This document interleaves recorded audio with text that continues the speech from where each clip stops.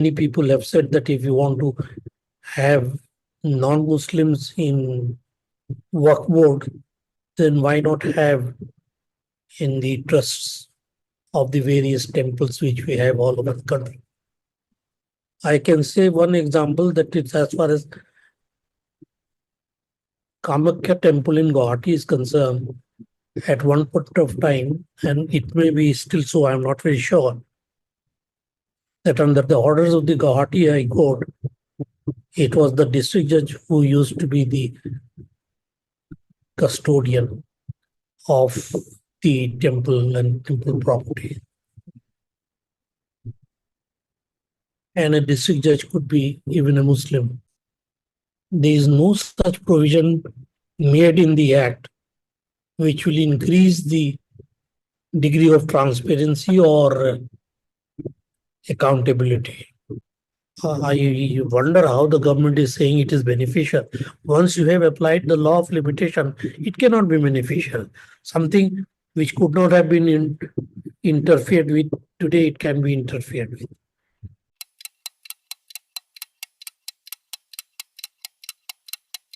Hello, good evening, and a very warm welcome. For our next face-to-face, I have with me our guest, Justice Iqbal Ansari, former Chief Justice of Patna High Court and Chairman of Punjab Human Rights Commission. Today, I'm going to discuss with him on the legality of Waqf Act, whether it is going to be beneficial for the Muslim community or not, and also on the internal mechanism to deal with corruption in judiciary, transparency, accountability, and above all, on the collegium system. Welcome, sir, to our next episode of Expert Insight. Pleasure to have you in our show. Sir, as we all know, that Waqf Amendment Bill has now become an act, and its constitutionality has also been challenged by many groups and organizations in the Supreme Court. Do you believe that some of its provision, like Waqf by user or inclusion of non-Muslims into it, is going to stand judicial scrutiny when it is going to be heard? Let us understand one thing very clearly, that as far as Waqf is concerned, laws can be made for regulating Waqf. On that, there is no absolute prohibition.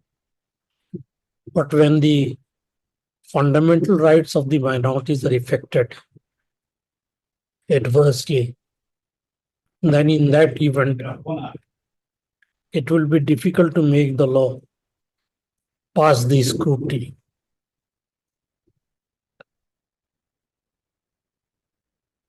So far as the present Waqf Act is concerned, the government's stand has been that it will help in the transparency and accountability of the system. I wonder how it will be possible, because there is no such provision made in the Act which will increase the degree of transparency or accountability. The most important challenge is to the Waqf by user, which more or less stand on the same footing as easementary rights.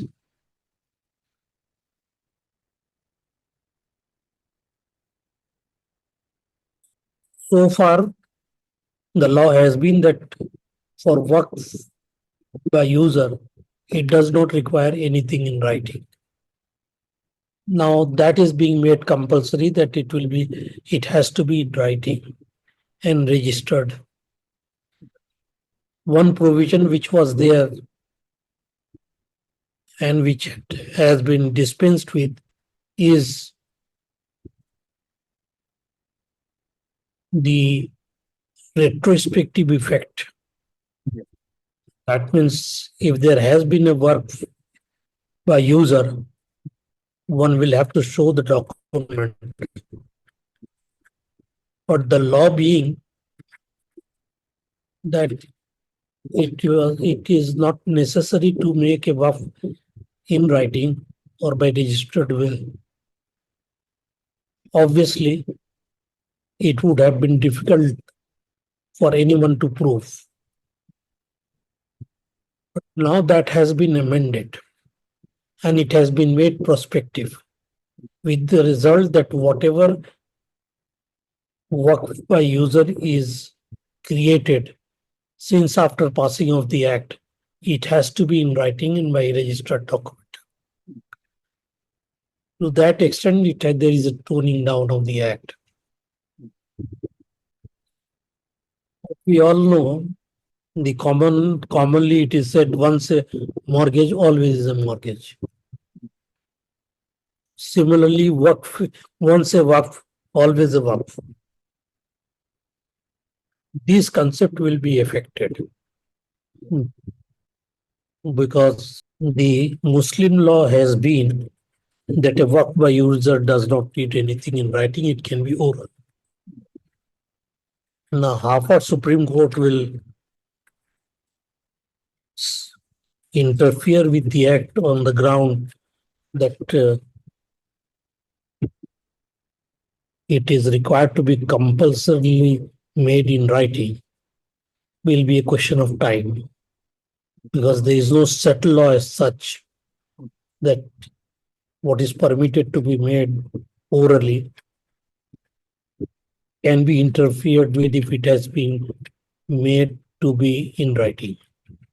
So that is what the position is. Yes. As far as Waqf is concerned, it is already there. There is not much of a problem in that. But it does not increase the degree of transparency or increase the level of accountability. No way. Okay, I would also like to know, will the present work act substantiate the principle of natural justice? And would it be proper to say that the very act is anti-constitutional and discriminatory, as many people are saying right now? One of the important aspects of the Act is that it permits non-Muslims to be included in the Waqf board. That means they will be having a say in the management of a Waqf. This is slightly difficult in the sense that we know that the minorities under the Constitution has been given the fundamental right to make their own arrangements for administration of an institution or for its management. If the Muslims were to say that no, we will include non-Muslims, then perhaps it would have been different. But for the government to say that you must have in the work board non-Muslims will perhaps affect the minority character of the work board. And there the act is likely to face some difficulty, because many people have said that if you want to have non-Muslims in work board, then why not have in the trusts of the various temples which we have all over the country. I can say one example that it's as far as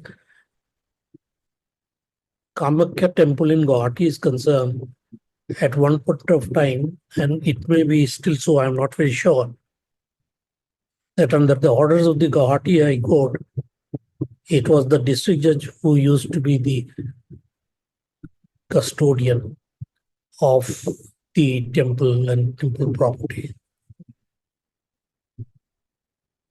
And a district judge could be even a Muslim. So that was the position. As far as the present act is concerned, it makes it compulsory.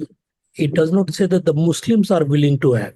Yet nowhere makes it clear that it was at the instance of the Muslims that it is being made. So that way, in my humble opinion, it will be very difficult for the act to pass the test of constitutionality because it will definitely have an interference with the right to manage an institution of minority character. It is being said that the work board is not a religious body, but it is an administrative body. True, it is not a religious body, it's an administrative body, but it is an administrative body for managing the religious properties, that is Waqf. The Waqf properties are going to be managed by Waqf board. And if that be so, then in that event, it will be very difficult to say how the non-Muslims can be included in the Waqf board. Secondly, even for as far as we female is concerned, there is some debate that female have been allowed to become members of the Waqf board. In fact, this is nothing new.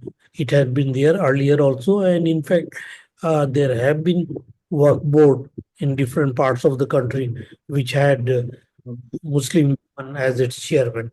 So that is not something which this act is introducing for the first time.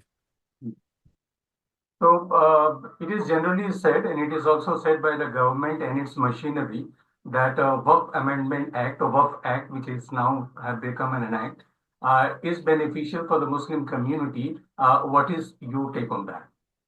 How it is going to be beneficial, or whether it is going to be beneficial or not? It cannot be beneficial for the simple reason that so far, because of the nature of the work, because once work, always a work. So the law of limitation was inapplicable. It could not have been applied. With the result, the concept of adverse possession was also not there.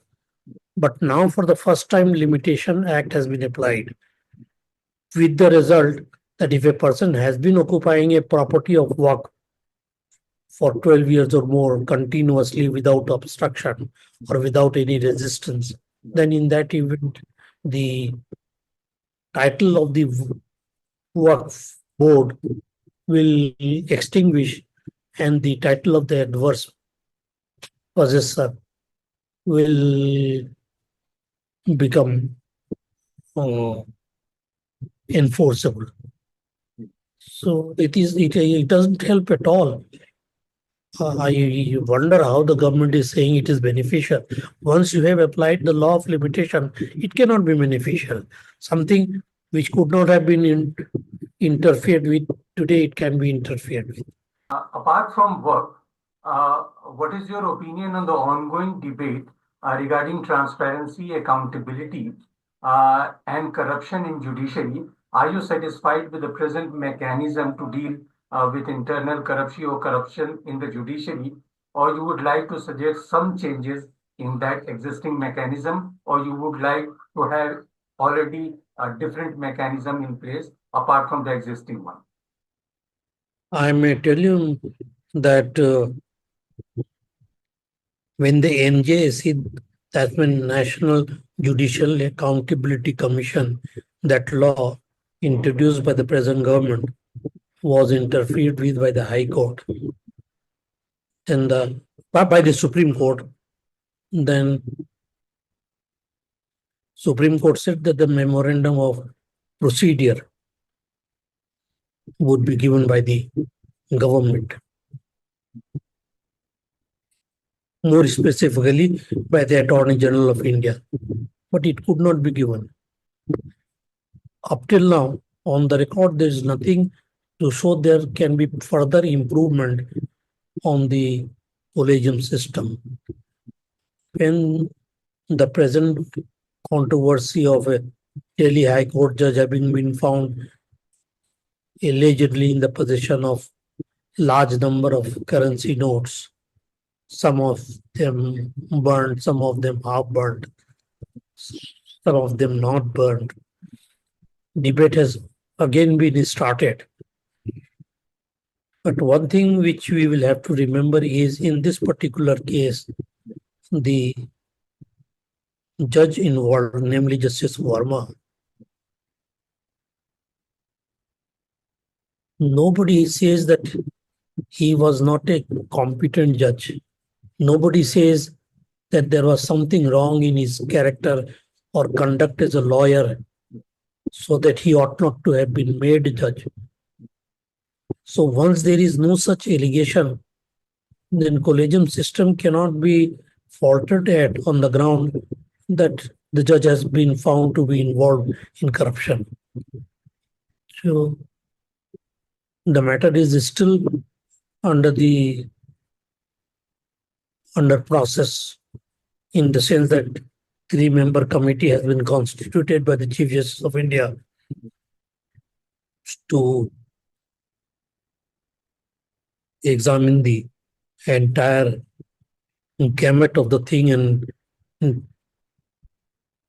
find out or determine if the judge can be said to be involved in the process.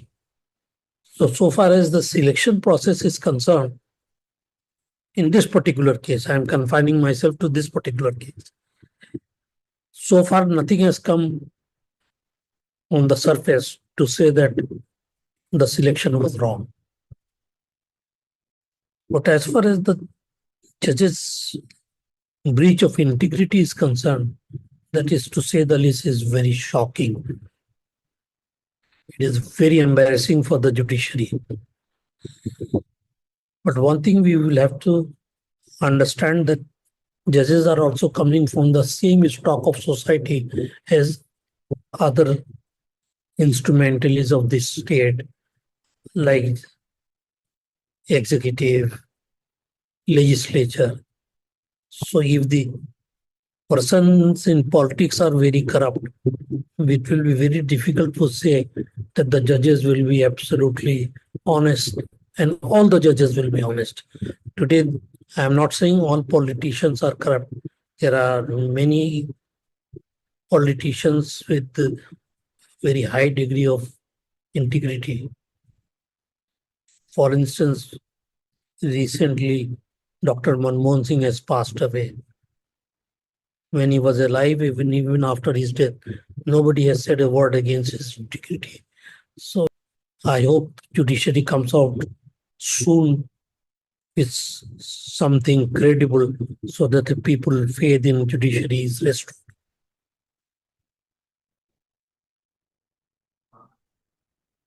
So, when we talk of a collegium system entirely, are you satisfied it has served the purpose, or it requires some serious thinking on it? Has it served the purpose? No system can be perfect. There may be room for improvement, but as I have said, so far nothing has been pointed out how the system can be further improved. In the collegium system has failed cannot be debated. It has failed. But is there a system better than this? Very difficult. Because in India, the kind of political bosses that we have, if you give them the right to make a selection for judge, it will be very difficult. And mind you, if a judge can give judgment or order on the influence of the executive, then it will be very difficult to say that judge will be honest as far as monetary integrity is concerned, because breach of integrity can be for any reason. If I am influenced by someone, or maybe monetarily or otherwise, we have seen Justice Ranjan Gogoi, former Chief Justice of India, becoming shortly after after debuting his office, he became a member of the Rajya Sabha. We have also seen judges who, while they were in the bench itself, there were allegations against them. And after that, they became a Justice Gogoi took up the matter of misconduct, allegation of misconduct made by a woman employee, female employee of the Supreme Court. And he himself became a judge. And the judge who was sitting with him, his brother also made a High Court judge. Then thereafter, After he is demitting the office, he became the chairman of Human Rights Commission. Thereafter, he became the ombudsman of Cricket Board of Association in Guwahati. So we can see this. These are examples. There may not be anything, but as said, Caesar wife has to be above suspicion. So similarly, judges have to be above suspicion. Uh, Finally, many in the Supreme Court or also in the bar have welcomed the decision of Chief Justice of India when he said that the judges must also declare their assets. It was welcomed by many. How would you like to respond to that? It's a very welcoming sign, but this is not the first time. It was done earlier also. Judges were required. In fact, even we had declared our assets when we took over. And but at some point of time it was lost. Now Chief Justice of India has given it a call that all the judges of the Supreme Court will disclose their assets. Not only assets, they must also disclose their liabilities. Because if you know, yeah, I think you must be knowing the government servants are required to declare their assets and liabilities. Why not the judges? So I think it's a welcome stand. On that note, let us hope that the work which work is going to serve its basic purpose. Thanks, sir, very much for sharing your perspective. We'll be back next week with another expert. Till then, take care, keep your environment clean, and goodbye. Thank you.